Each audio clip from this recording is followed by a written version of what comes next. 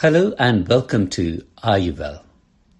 In this series of radio shows, I'm going to be talking about how we can integrate the ancient wisdom of Ayurveda, an Indian system of healthcare, with our modern day lifestyle by utilizing scientific evidence on the various concepts of Ayurveda that hold a great value for us today.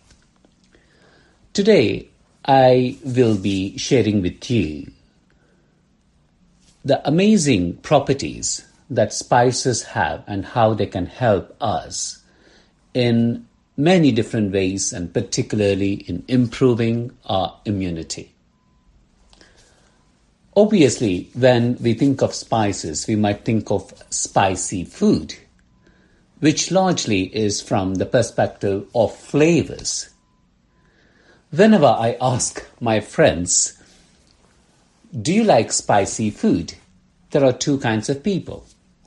Those who say, I love spicy food, and others who say, I cannot stand spicy food. But obviously, when I'm talking about spices, I'm not talking about spiciness as in making it very hot and spicy, like the chili and too much of garlic, too much of ginger, all mixed together to make food very hot and spicy.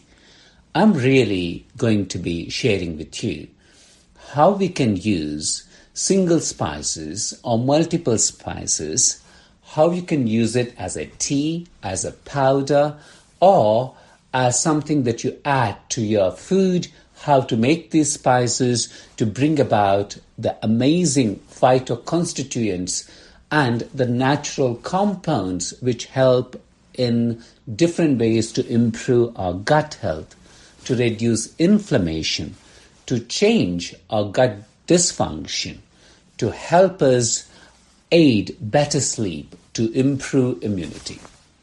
Let us start with cumin. Cumin, you can get cumin as brown cumin or black cumin. Black cumin is slightly rare, but you can find black cumin which is sold in Asian shops, particularly Indian shops, as Kala Jeera. Kala in Hindi, which is a very commonly spoken language in northern India, means black. Jeera is the Hindi name for cumin. Let me take you back to the use of cumin.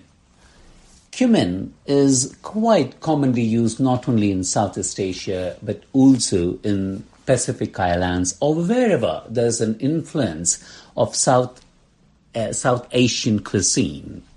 For instance, cumin is a fantastic spice by itself to be used with salmon. By making a cumin paste and applying cumin paste on salmon, and then either you pan fry it or you oven bake it, it turns out to be a very good combination. The fatness of salmon and the sharpness and slight bitterness of cumin adds to the flavor. Not only that, it helps in better digestion of this fatty fish, salmon. So it can be a very healthy combination. But let me introduce to you how and why you should be using cumin. Cumin is a very good carminative. And what is a carminative? A carminative, in very simple terms, is something which helps in aiding proper digestion. For instance, if we are thinking about babies, often they cry if they're having indigestion. And if you give little babies a carminative, it acts like an anti-colic in the sense that colic can subside with carminative effect. So here I'm suggesting that, for adults, why we should be using cumin as a carminative. Often the transit of food through our gut determines how well our food is digested and absorbed. And if we don't prepare our gut to be able to digest and break down food, there will be less than optimal absorption, even if you're eating really nutritious, healthy foods. So in these instances, cumin can always be a very useful spice to add to your food, or even to have cumin tea before having meals. One of the suggestions that I would make is really to combine cumin and ginger, to make a tea out of cumin and ginger, and then to have this in the morning. There's this very common practice of using apple cider vinegar to kickstart our metabolism when we wake up, which is known to help in improving gut health. And also apple cider vinegar with hot water and lemon is a very common practice for helping us lose weight. In the sense, it helps in improving our digestion and absorption, so it will reduce cravings, and it will also provide that probiotic or the healthy bacterial gut flora we need. So that's why apple cider vinegar. So why don't you now also add to this a little bit of cumin and ginger? If you are somebody who is not necessarily interested in having apple cider vinegar or fermented food in the morning, then you can make yourself a cumin and ginger tea separately. The best way to do it is take about a teaspoon, or I would take about 2 teaspoons of cumin seeds and grind cumin seeds in a pestle and mortar. It's always good just to kind of invest in a stone pestle and mortar, because when you're grinding it, as you're not using too much heat, it is just a friction between the pestle and mortar, that you're still keeping all the essential oils, or most of the essential oils, which are the most active components of these spices, which help in digestion and absorption. So just grind it, and then also add, let's say 1 inch by 1 inch, and I am used to having lots of ginger, so I would go for a larger piece of fresh ginger, like 2 inches by 2 inches, and then add it to the pestle and mortar and nicely grind it. And once it is not necessarily too fine but well ground, then you scoop it off and you pour about 2 cups of boiled water, and this you can let it simmer for about 3-4 minutes. And once it's brewed, then you don't have to decant it, because all the solid particles will have gone to the bottom. You just can sip this tea slowly in the morning. The good thing about having cumin and ginger in the morning is they help in activating your digestive system for the rest of the day. The advantage of cumin, in addition to it being a carminative, is its antispasmodic effect. Spasm, like these contractions, because our intestine is such a long tube, there are contractions happening all the time, which are necessary for the movement of the food through the gut. But sometimes if there is indigestion, if there's gas, there can be spasm or colic, or even one would be familiar during menstruation that there can be colic or the spasms. And cumin can help in acting as an antispasmodic. Of course, I'm talking about where it is not because of a medical condition or a structural disorder, but just because of indigestion. Again, you can do the same thing, is really to have a teaspoon of ground cumin, a cup of hot water, and then keep sipping this water like from, let's say, every 15 minutes or every 30 minutes or every 1 hour, or keep sipping it throughout the day, which would be helpful. Sometimes you just may have to have it 1 cup once daily or 1 cup twice daily. That also will help. I often hear from my patients that bloating is a very common problem. I also guess that because if we are eating mono diets, which has become so common nowadays because many of us are health conscious, so we are very particular about what we put into our gut. Ultimately, if we are not having a variety, in order to follow safe, healthy diets, if we are choosing only a few ingredients that are repeated all the time, that would also result in bloating because there is not enough stimulation for enzymatic secretion. That's why having a variety of food is important. Of course, your food has to be wholesome. It has to be not processed or pre-processed, but to develop an interest in a variety of food is important for enzymatic activity, better digestion, better absorption. So if you ever feel that even if you're eating healthy foods and yet, you experience bloating, try cumin tea.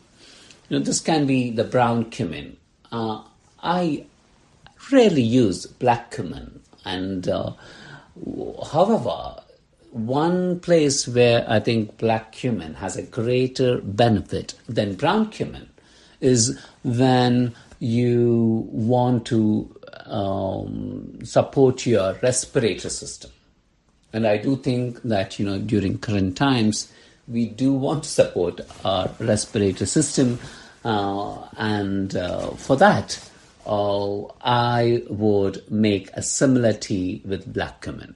Then if you think, okay, what about combining black cumin and brown cumin? Go for that. Use equal quantities and then make a tea. And by using cumin on a regular basis, like maybe 3 times a week, if you want, you can use it every day. I use cumin very often. Almost every day I use cumin. In any savory food, I prepare the food with a little bit of cumin. Much like how our awareness about turmeric has increased, and as such, many health-conscious individuals are more likely to use turmeric in their cooking. And similarly, the more we know about these spices, the more we are likely to use them.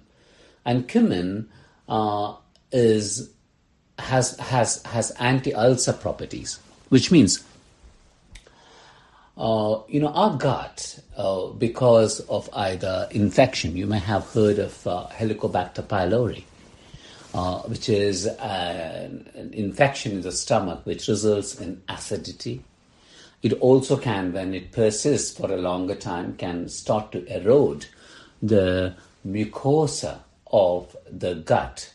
And not only Helicobacter pylori, even otherwise, if there is acidity, then that can lead to peptic ulcers. So these ulcers, they start to erode the protective mucosal lining of the stomach or the small intestine, resulting in either gastric ulcer or duodenal ulcer. Duodenum is a part of the small intestine, and cumin can help in protecting the mucosal layer or lining of the gut, the stomach and the small intestine. So it can have that anti-ulcer property.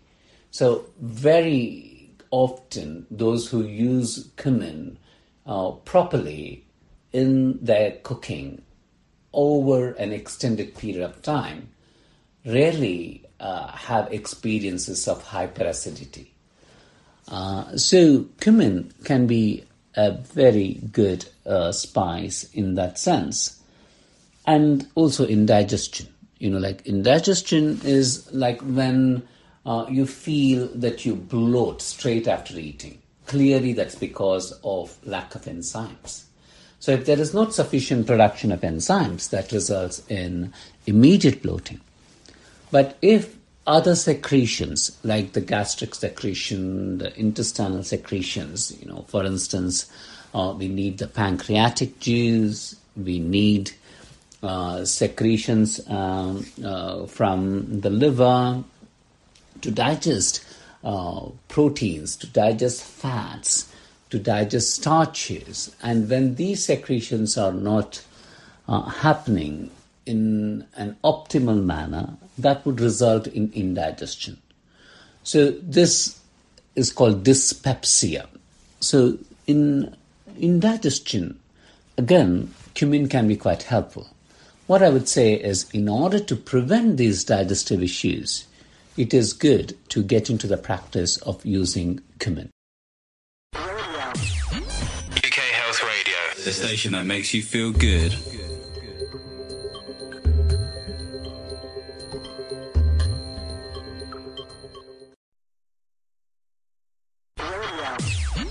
UK Health Radio, the station that makes you feel good.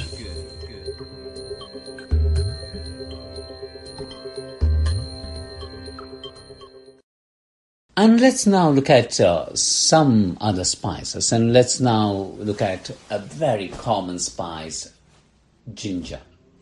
Ginger has been extensively used across the world, and particularly in Southeast Asia, and also, mainly in China, in India, in the southern hemisphere. And there are many different varieties of ginger. So I'm really talking about the fresh ginger rhizome root that we can get in our supermarkets or in our veggie markets. And what you want to do is really also to have dry ginger and fresh ginger. The properties of dry ginger and fresh ginger vary a little bit. As you can imagine, dry ginger, because there is no water content left in it, it tends to be much more heating. It's quite pungent, and it has a stronger effect than fresh ginger. Fresh ginger, because of its water content, it kind of has a more gentle effect on our system. But the properties of both dry ginger and fresh ginger are fairly similar. They both have gastric emptying property. So what is gastric emptying? So gastric, the stomach, emptying. So it helps food which is in the stomach pass through the stomach into the small intestine effectively or efficiently. So often, if you have had porridge in the morning and then you are driving for about 30 minutes to get somewhere, and if you have some kind of motion sickness, you might feel nauseous. Sometimes, if you have eaten something which is not your usual meal, and then you feel nauseous. Often this is because of the various valves that do not open up or respond to the food quite quickly, and therefore there is reflux. So in order to help, again, food pass through the stomach efficiently, you could be using ginger. One of the Ayurvedic practices which have been there for thousands of years and also documented in ancient Ayurvedic medical textbooks is that you have a small piece of ginger, a fresh ginger, and you just kind of roll it or dip it in rock salt. You can use Himalayan pink salt, which is quite high in minerals. Just a tiny bit, not that it has to be completely coated. And then you put it in your mouth, you chew it slowly just before having your major meals. So by doing this practice of chewing ginger with salt before your meals, you are encouraging your taste buds, you are encouraging your salivary glands, you are also sending message to your brain which starts to secrete, starts to help the glands to secrete digestive juices that are necessary for digestion. How often we may not even notice that we have had years and years of indigestion or digestive issues or gut issues. But by getting into the practice of having a little bit of fresh ginger with a little bit of salt, I'm not talking about table salt, but mineral salts like rock salt or even black salt or Himalayan pink salt, and then putting it in your mouth before having meals. That can be quite helpful in good digestion. And also, sometimes when you haven't eaten the right food, or even if you have eaten the right food because of lack of enzymatic secretions in your gut, or many times it's because of stress as well, as the day goes, like you would experience, or you might experience, this kind of bloating. Like often, like when you have good sleep and you get up in the morning, you feel that your tummy is feeling light and flat. But then as the day goes, you kind of feel bloated, and it particularly gets worse towards the evening. So this is because of, again, the food not transiting in the right time, enzymes not being secreted in the right amounts, and there you can use ginger. And because ginger helps in gaseous distension or relieving gaseous distension in the abdomen. And also ginger, much like cumin, has an antispasmodic effect. So it helps in relieving colic. So the properties of ginger are many more. One of the important properties of ginger is it is known to have anti-cancer properties, as it helps in the death of unhealthy cells called apoptosis in our system. So by using ginger on a daily basis, I would say, one can expect to support their immune system. One can expect to support the digestive system. Ginger also has anti-inflammatory properties, much like turmeric, which is very widely used nowadays amongst those who practice natural medicine or use natural foods to help with their health because of the therapeutic benefits. Turmeric is very widely used, but you can also use ginger. Of course, their properties are different. And ginger, again, as I said, you can make a tea in the morning by itself or with cumin, but I would suggest, if you have tried ginger tea for some time, why don't you now also add cumin? Make cumin and ginger tea and have it. So those are the ways that you can use ginger. And let's look at coriander. Okay, coriander is available as coriander leaves and coriander seeds. The properties of coriander seeds is slightly different to the properties of coriander leaves. Obviously, because the leaves contain chlorophyll, which has a different effect when it is consumed as leaves as opposed to coriander seeds. But if you are thinking that anyway I have coriander leaves, then should I really have coriander seeds? I would say the answer is yes. Coriander seeds and coriander leaves, they have different benefits, therefore get both. Let's look at then first coriander leaves, because these are easy to use in your smoothie. These are easy just to sprinkle on your food, and always, even if you're using it in hot food, never cook coriander leaves. One, it will lose its vitamin C, and also cooked coriander is not very flavorsome. So you always want to add chopped coriander at the end of your cooking, much like when you are adding lemon or lime to your hot food. It should be added at the end when it's been removed from heat. It can be added to hot food but not cooked in order to preserve its nutrient qualities. And obviously you can have a bunch of coriander in your smoothie.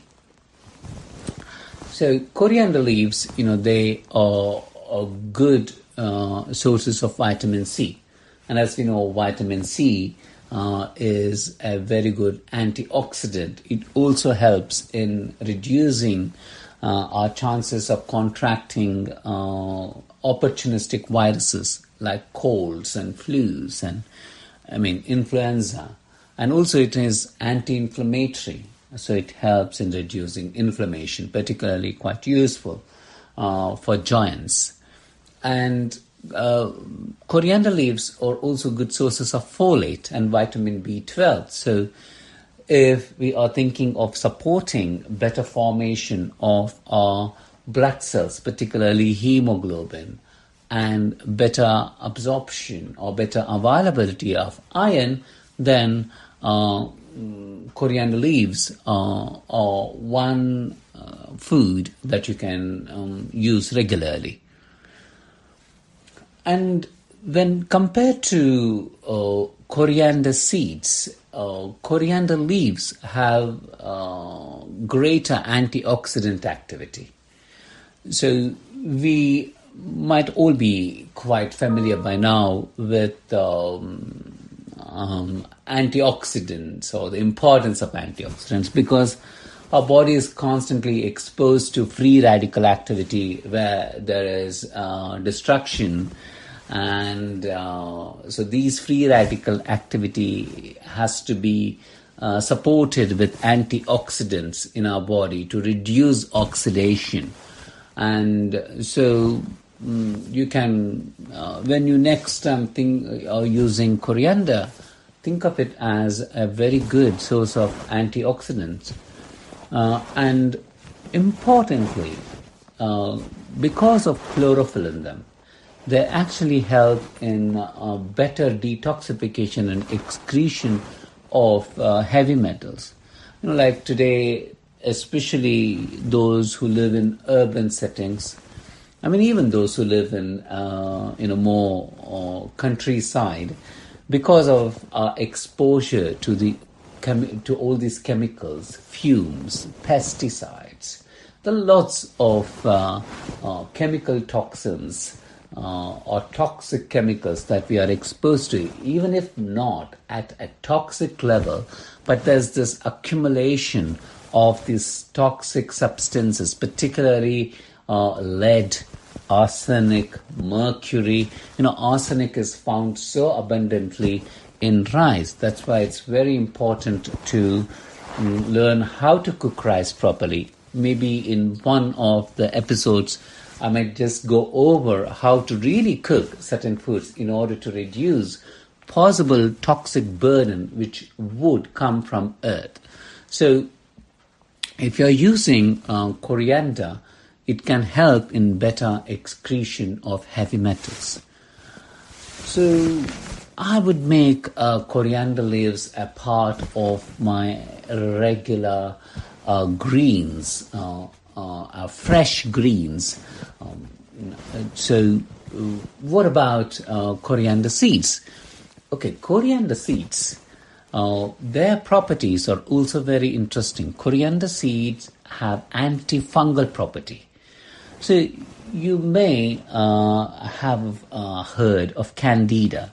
Now, candida is a very specific fungus, Candida albicans. But generally, the class of yeast related problems are called candida, although it's not accurate to call all yeast related problems as candida, because even mold is also a form of yeast.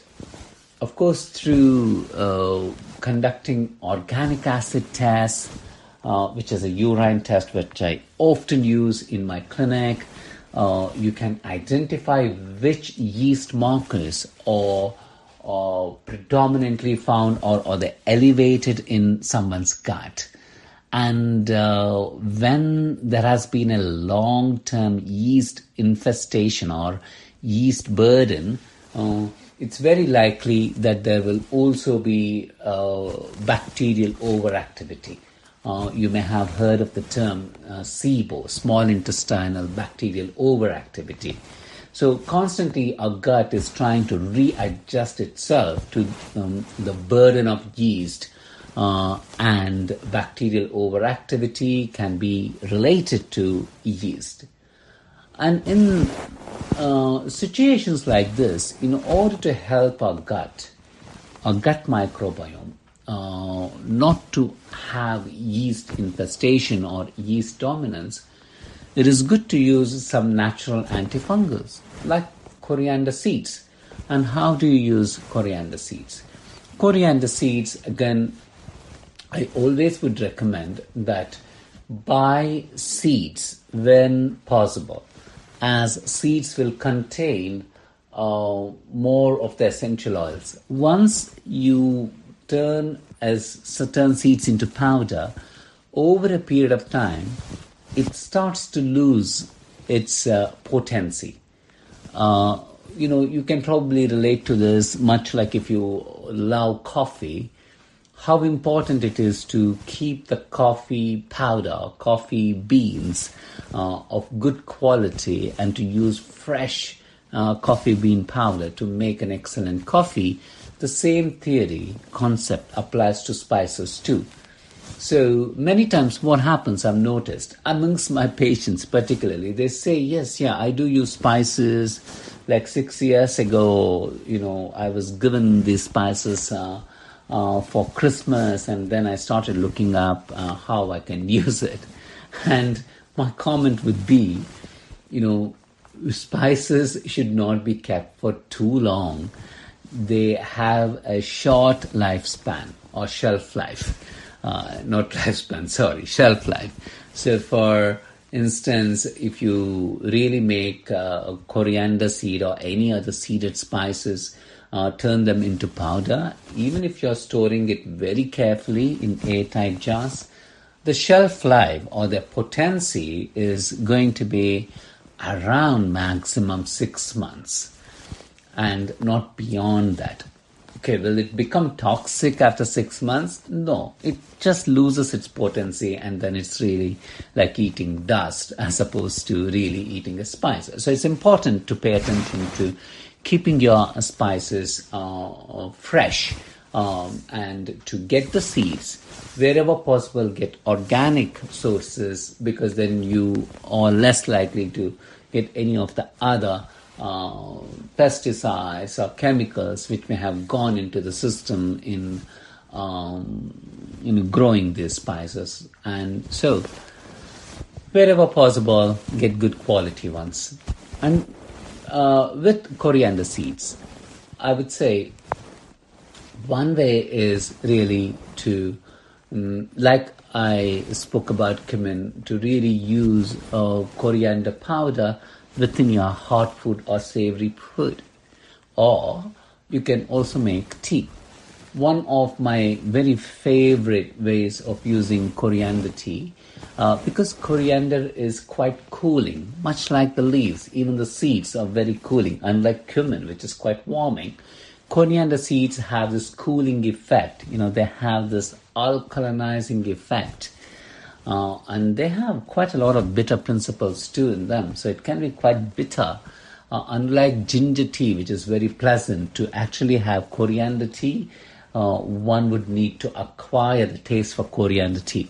But then because it's so beneficial as an antifungal, and I would encourage you to develop a taste for coriander tea.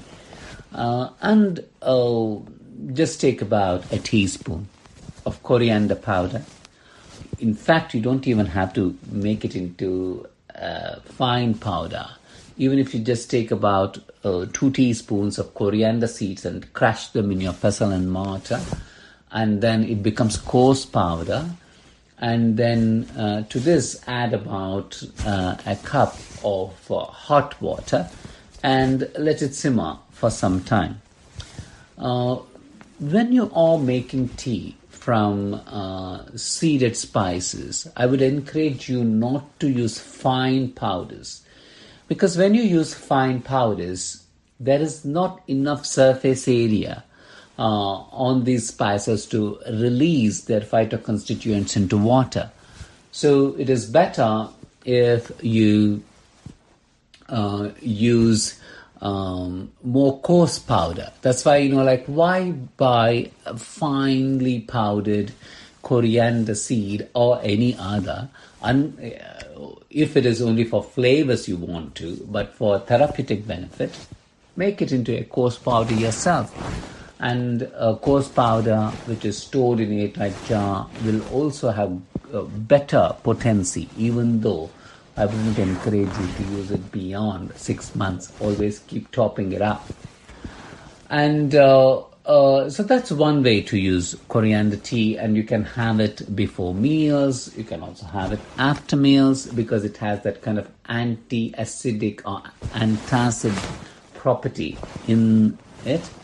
And coriander is a very good antioxidant from an Ayurvedic perspective. It's also very good for your skin. So for the healthiness of your skin, you could in fact use coriander, which is soaked overnight, and then you make a cold tea which you drink in the morning. One of the ways that you can do this is just to take about half a handful of coriander seeds, and you grind this coriander seeds in a pestle and mortar, and then you add about 1 kettle of boiled water, and then you let it sit on the kitchen bench by covering it with a lid overnight. And then in the morning, all the solid particles would have settled at the bottom. You can filter it, or you can slowly decant it without the solid or sediments escaping into what you're pouring it into. And that you can sip in the morning, or have it half a cup or 1 cup. You can sip throughout the day. This can really help in supporting your skin's health. So if you're more prone to sensitive skin, skin spots, aging of skin, coriander tea can be quite helpful that way. And coriander tea also has anxiolytic properties. So if you are somebody who is experiencing greater anxiety, you become overwhelmed, or you might panic for simple triggers, or your threshold for coping with stress, if it has become a little bit less in the recent times, then that you do need to give your body some foods which have an anxiolytic effect. For instance, nuts, they have an anxiolytic effect, like walnuts, which many of you may know that, using tryptophan-rich foods, which are like nuts and even legumes and beans, they help in better conversion of tryptophan into serotonin. And as we know, serotonin is important for us to feel calm, not to be anxious. But then how about use of spices? Coriander. I don't think many of you would have thought that coriander can actually help in reducing anxiety. I mean, it has an anxiolytic property. So you can use coriander cold tea, as I mentioned how to prepare, or a hot coriander tea. I'm talking about the seeds, for its anxiolytic properties. And also, what is important is it does not cause ulcers, but it promotes better gastric acid secretion. So on one hand, it helps because of its cooling effect in keeping the mucosal layer or the lining of the gut healthy, but at the same time, it helps in better gastric secretion. So if you lack appetite, or even if you have good appetite, if you can't digest food well, then coriander seed powder or use of coriander seed powder can help in increasing your enzymes. So there are very, very positive and good uses for coriander, and I hope you do start to use coriander leaves and coriander seeds. UK Health Radio, the station that makes you feel good.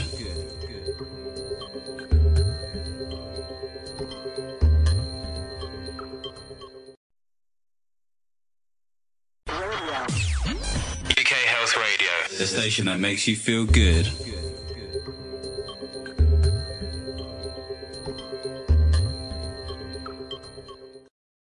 Let me cover another very, very important spice, which is not used so much as a seeded spice. If you're not familiar with it, mustard seeds. Now, I'm not talking about mustard as what you can get in jars in supermarket shelves for garnishing. I'm really talking about black mustard seeds. Again, if you can locate an Indian shop or go online and look for black mustard seeds. And black mustard seeds, they have very specific and special properties. And some of the properties are that it can help in preventing or in actually even helping when one has parasites. Of course, if a true parasitic infection has been diagnosed, you would need to see your physician, health professional, to help you with anti-parasitic treatment. However, the chances of catching or contracting parasites is so common, especially amongst children and even amongst adults too.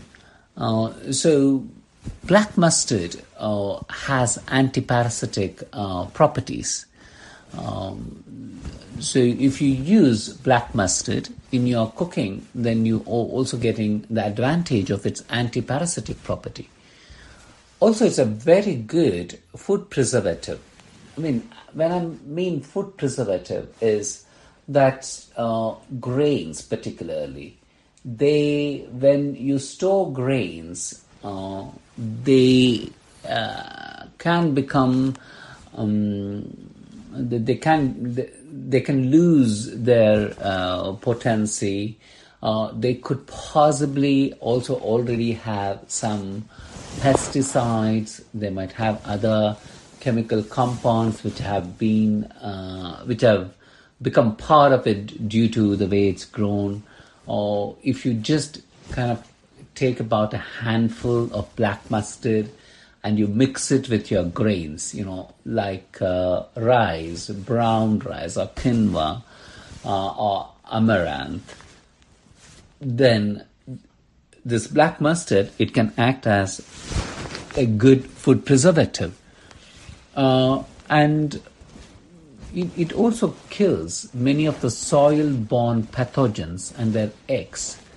So you can imagine that no matter, how good a source of your foods are, it is quite possible that through the soil there could be certain toxins which might have entered the food.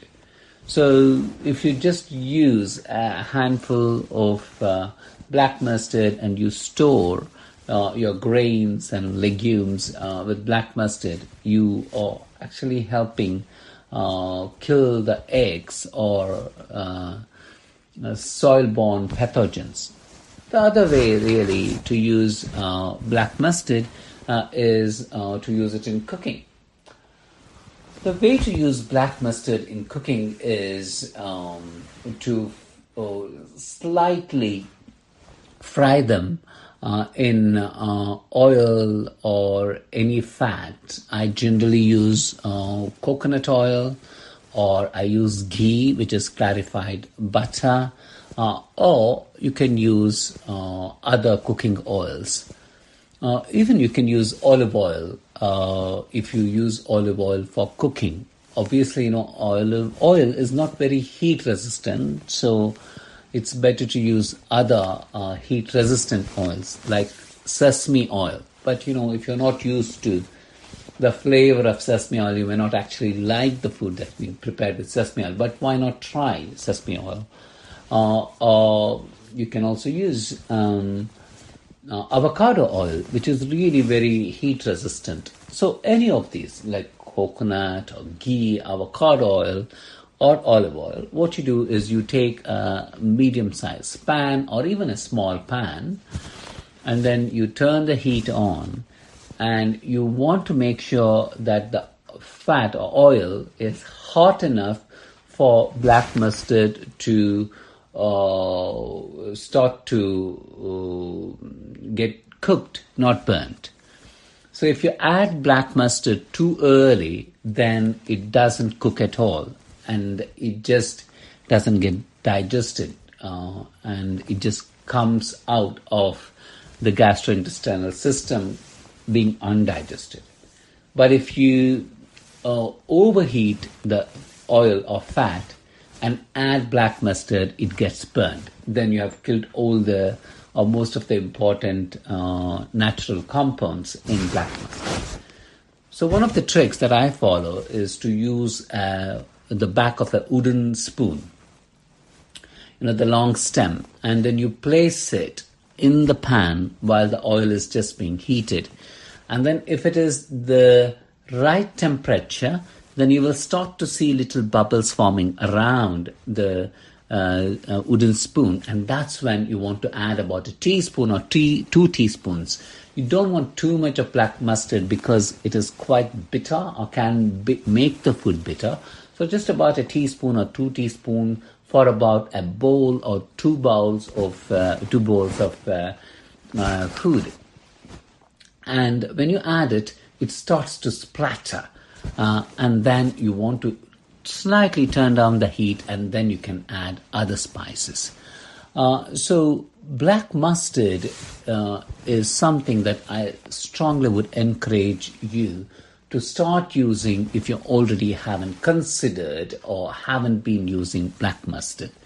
Obviously, we just looked at just a few spices, and there is an abundant amount of benefits by using spices in our everyday nutrition, And I hope that I can introduce to you or discuss more about other spices that should become part of your everyday eating.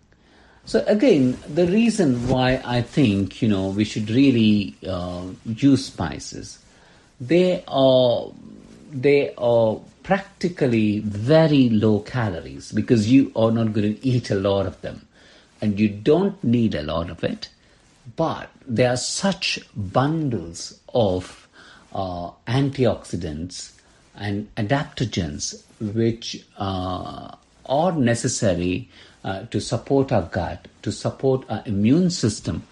And as we just looked at, how something like coriander seeds can also help with anxiety. So if we become more and more familiar with the use of spices, we could be turning our kitchen into a mini pharmacy that can help us strengthen our digestive system, our immune system, and even give us better mood. So I hope you will start using these spices, and definitely I'm going to be continuing to talk about the use of different spices and their properties and how we can benefit from them in the future episodes too. So to listen to more about how we can use Ayurveda in our everyday life, stay tuned to Ayurveda, and I look forward to catching up with you on my next episode.